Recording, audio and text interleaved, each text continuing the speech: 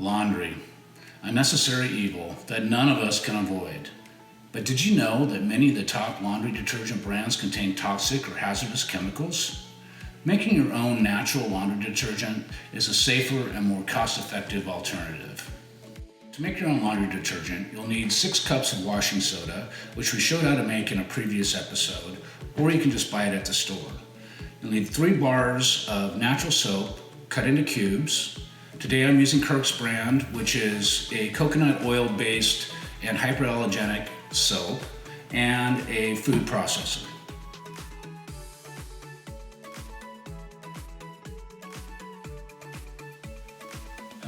So the first step is to take your soap, put it in the food processor, and grind it until it's fine.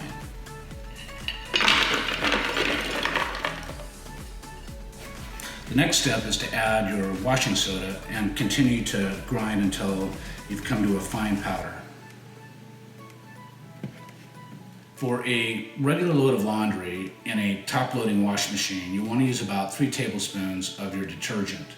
In addition, you may want to use one of these fabric softener balls with a half cup of white vinegar. That will lower the pH of the water and make for softer and cleaner clothes.